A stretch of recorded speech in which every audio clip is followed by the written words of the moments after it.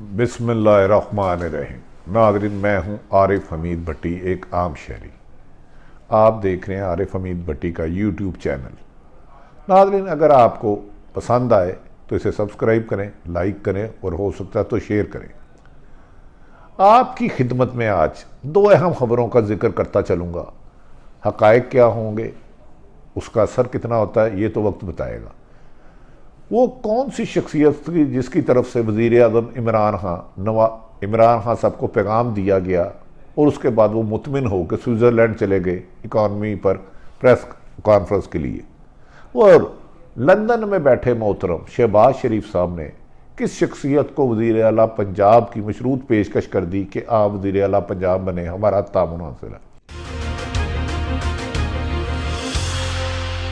आजकल सियासत में दोपहर को कुछ और होता है, शाम को कुछ और होता है, सुबह कुछ होता है।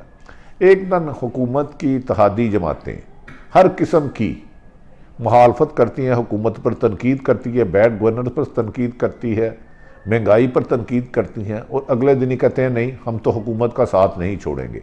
कभी कहते हैं ये हुकूमत चल नहीं सकती, इसका विजन कोई नहीं है, और कभी कहते हैं कि हमें धक्के देंगे भी तो हम इनके साथ रहेंगे। इसी तरह MKM के भी मुतालबात है। एक दिन वो कहते हैं वजारत नहीं लेंगे, दूसरी तरफ कहते हैं वजारत छोड़ देंगे, तीसरी तरफ कहते हैं पीपल्स पार्टी के साथ नहीं जाएंगे, बिलावल की ऑफर को भी ठुकरा देते हैं। जबकि अपोजिशन के हालात उससे भी ज़्यादा बिगड़ गए हैं। मौलाना फजलुर रहमान साहब पीपल्स पार्टी के आसफ अली जरदारी और शहबाज शरीफ से नाला नाला नज़र आते हैं, शिकवे करते हैं, उन्हें आजकल उनकी सियासत पर एतराज़ कर रहे हैं और वो कह रहे हैं कि इन्होंने मुक मका की सियासत की है, असूलों की नहीं। पंजाब में खसूसन उस्मान बुज़दार साहब को बहुत सारी तनकीद का सामना करना पड़ा। कहा कि आटा बहरान पैदा हो गया है और उसके बाद चीनी बहरान आ गया है, गवर्नर्स बैड हैं। वज़ीर आज़म पाकिस्तान इमरान खान को उन्हीं की जमात के वफाकी वज़रा तनकीद करते रहे और जाके मशवरा देते रहे कि इन्हें तब्दील करें वरना हम आइंदा इंतखाबात में कामयाब नहीं हो सकेंगे। ये बहस वसा जारी था, लेकिन इमरान खान साहब कारकर्दगी के बजाय वाजिद थे कि उस्मान बुज़दार ही रहेंगे। दूसरी तरफ पीपल्स पार्टी मौलाना फजलुर रहमान और आसफ अली जरदारी साहब कह रहे थे ये इमरान खान वज़ीर आज़म नहीं रहेंगे। जब इन सारी गुफ्तगू पे सोचो विचार शुरू हुआ, गुफ्तगू तवील पकड़ी, तो बाज़ जगह मीटिंगों में ये हुआ कि क्या इमरान खान के बदलने के बाद मुल्की हालात बेहतर हो जाएंगे, क्या आटा पुरानी कीमत पे आ जाएगा, क्या डॉलर 2018 के स्टेज पे आ जाएगा, पेट्रोल बिजली गैस की कीमतें वापस हो जाएंगी। फिर ये गौर किया गया कि ये इतनी महंगाई हुई क्यों है। इस सारी महंगाई पे बाज़ लोगों ने ज़िम्मेदार करार दिया साबका हुकूमत, और लेकिन मौजूदा हुकूमत की इकानमी पे भी तनकीद का इजहार किया और उन्होंने कहा यह तर्ज हुकूमत आवाम के लिए बेहतर नहीं है और ख़ुद पाकिस्तान के लिए बेहतर नहीं है। अगर इसी तरह बिजनेसमैन बिजनेस से भागते रहे और उनको खौफजदा करके रखा गया तो इसके बाद पाकिस्तान के में तरक्की खुशहाली नामुमकिन हो जाएगी। अभी बाज़ लोगों से मामला तय हो रहे थे और ये कहा जा रहा था कि इमरान खान के खिलाफ भी अदम एतमाद आ सकता है, पंजाब हुकूमत भी जा सकती है, लेकिन इमरान की ज़िद ने PTI के लोगों को चुप करा दिया कि जब तक मैं हूँ उस्मान बुज़दार है। नाज़रीन, इमरान खान स्विट्ज़रलैंड चले गए हैं, उधर एक माशियत पे वो कॉन्फ्रेंस में गुफ्तगू करेंगे, लेकिन जाने से पहले एक अहम तरीन शख्सियत से उनकी मुलाकात हुई और उन्होंने कहा कि हम जानते हैं कि मुल्की हालात बेहतर नहीं हैं, आपको मादी की मुश्किलात नज़र की वजह से मौजूदा मुश्किलात का सामना है, तो आप बेफिक्र रहें, आप हुकूमत पूरी करेंगे। इस पर उन्होंने PTI का कोर कमेटी का इजलास बुलाया और उन्हें यह खुशखबरी सुनाई कि फ़िलहाल शोर शराबा ज़रूर होगा, एतराज़ात होंगे, इख्तलाफात होंगे, इल्ज़ामात लगाए जाएंगे, लेकिन हमारी हुकूमत नहीं रहेगी। ताहम हमें गुड गवर्नर्स की तरफ तवज्जो देना होगी, महंगाई पर काबू पाना होगा और लोगों को उनके हकूक़ देने होंगे। इस मौके पर इमरान खान ने अपने ही मुंह से कहे हुए तमाम वादे खुद याद किए और दोस्तों को बताया। उन्होंने कहा इन कामों में हमारी पेशरफ्त नहीं हो सकी, जिसकी वजह से अवाम और हुकूमत के दरमियान फासले बढ़ते जा रहे हैं। उन्होंने कोर कमेटी को कहा कि आप उस्मान बुज़दार को जाके गाइड करें, उसे कहें कि वो ब्यूरोक्रेसी खुसूसन chief secretary Punjab major Adam Salman से इख्तलाफात की बजाय तरक्याती स्कीमों को जोर दे। आप साफ पानी की तरफ दें, लोगों को इंसाफ दें। इंसाफ क्या है कि किसी का आईडी कार्ड बन जाए बगैर पैसों के, PC1 बन जाए, मदारों से करप्शन मिनिमाइज करें।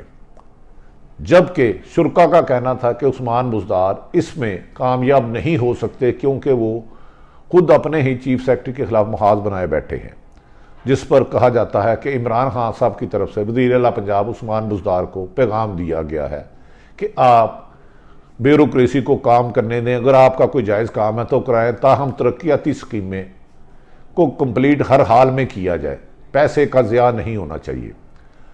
दूसरी तरफ हुकूमत को तब्दील करने के ख्वाहिशमंद अपोजिशन जमातें और कुछ हुकूमत की इत्तेहादी जमातें, शहबाज शरीफ और नवाज शरीफ आजकल इन दिनों लंदन में हैं। इसहाक डार साहब की भी अचानक सियासत में आमद हो गई है। वो बुलंद व बाला दावे कर रहे हैं पाकिस्तान आएंगे, जबकि उन्हीं की फैमिली के लोग कहते हैं इसहाक डार इश्तिहारी हैं, बहुत सारे केसों में मतलूब हैं, तो उनका पाकिस्तान में आना मुमकिन नहीं। ये एक सियासी तौर पर शोर डाला गया है तमाम के असल हकायक को पसे पुर्दा डाल सके, क्योंकि शहबाज शरीफ को भी बाहर जाने दिया गया है, नवाज शरीफ साहब को भी जाने दिया गया है, जरदारी साहब भी रिहा हो गए हैं। तो उन्होंने हुकूमती जो इत्तेहाद में दरार डालने के लिए नहायत जिम्मेदार जराए के मुताबिक स्पीकर पंजाब असम्बली मुस्लिम लीग काफ के सरबराह परवेज़ लाई को ऑफर किया है कि वो गैर मशरूत तौर पर उन्हें पंजाब का वज़ीर आला पंजाब बनाने के लिए तैयार हैं। अगर वो रजामंदी का इजहार करें, आज़ाद कैंडिडेट को भी साथ लाया जाएगा। इस सिलसिले में राना सनाउल्लाह और दीगर सियासी जो कायदीन भी बयान दे रहे हैं। जबकि परवेज़ लाई साहब और उनकी फैमिली ने जो आपस में मुशावरत की है, उनका कहना था कि ठीक है, हुकूमत बैड गवर्नेंस चल रही है, बेहतर रिजल्ट नहीं आ रहे, नताइज नहीं आ रहे, हमारे साथ जो कमिटमेंट्स की गई थी पूरी नहीं की गई, हमें जो कहा गया था आपको वजारतें मिलेंगी वो नहीं दी गई, और जो दी भी गई हैं उनमें इख्तियारात नहीं दिए गए, हम तरक्याती काम नहीं कर पा रहे, लोग नाराज़ हैं। लेकिन उन्होंने कहा क्या माजी में जिस तरह हमेशा नवाज शरीफ और शहबाज शरीफ अपने साथियों को छोड़कर मुशर्रफ के साथ एनआरओ करके जद्दा में चले गए थे, इस दफ़ा भी ये अपने कारकुनों, अपने रहनुमाओं, अपने साथियों को छोड़ गए हैं, क्या इस दफ़ा भी हमें इस्तेमाल तो नहीं करना चाहते? क्या वो अपने सियासी मकासद के लिए मुल्क और पंजाब की सियासत पर असरअंदाज होना चाह रहे हैं ताकि हुकूमत की इत्तेहादी उन्हें छोड़ जाए और ये इलेक्शन असम्बली मुद्दत पूरी ना करे और नए इलेक्शन की तरफ चले जाएं? क्योंकि पीपल्स पार्टी का ख्याल है कि नए इलेक्शन में उन्हें फ़ायदा नहीं होगा, उनके पास सिंध हुकूमत है, कम से कम 3.5 साल तो वो मज़ीद हुकूमत कर सकते हैं और उसका बहुत बड़ा बजट है, जबकि नैब को भी उसकी शारक काट के करप्ट लोगों के खिलाफ कार्रवाई से रोक दिया गया है। तो इस पर पीपल्स पार्टी चाहती है कि वो भी इलेक्शन ना हो, लेकिन इमरान खान को खौफजदा रखा जाए, उन पर इल्ज़ामत लगाए जाएँ, नाकस कारकर्दगी लगाया जाए। इस बात पर यह स्ट्रेटेजी चल रही है।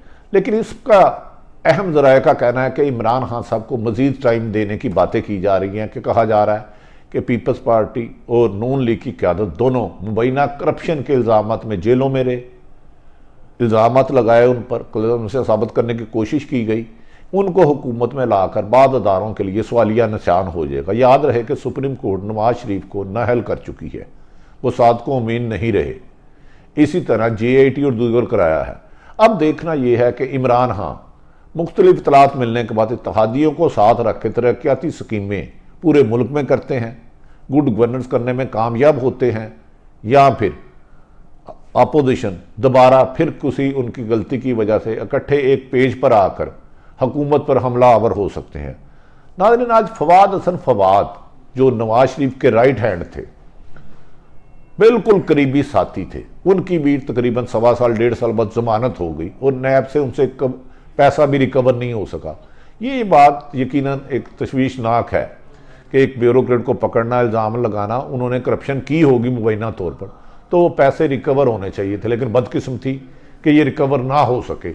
इसमें लोग मुख्तलिफ वजूहात बता रहे हैं। आज इमरान खान साहब के मामन खसूसी शहजाद अकबर की भी एक बहुत बड़ी स्टोरी आई, जिसमें यह इतलात आई कि शहजाद अकबर ना सिर्फ वफाक में इंटरफेरेंस कुछ चीज़ों में कर रहे हैं, ज़मीनों के प्रॉब्लम भी हैं। आज एक ज़िले में कोई लड़ाई झगड़े की खबरें भी आई और पंजाब में एक अफसर को तैनात करवा कर वो अपने मुखालफिन को कुचलने की कोशिश कर रहे हैं। इमरान खान साहब वज़ीर आज़म जो बने हैं, लोगों को इनसे बहुत ज़्यादा उम्मीदें वाबस्ता थी और यकीन था कि ये आएंगे तो मेरे और आपके हालात बेहतर होंगे, हम हंसी खुशी ज़िंदगी गुजारेंगे। लेकिन वो अभी तक पूरा कामयाब नहीं हो पा रहे क्योंकि उनकी टीम उनका वैसा साथ नहीं दे रही जैसे इमरान खान का विजन था।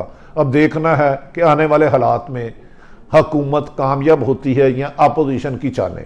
नाज़रीन, अगर ये आरिफ हमीद भट्टी आम शहरी का यूट्यूब चैनल आपको पसंद आए तो इसे सब्सक्राइब कीजिएगा, लाइक कीजिएगा, पसंद कीजिएगा, शेयर कीजिएगा।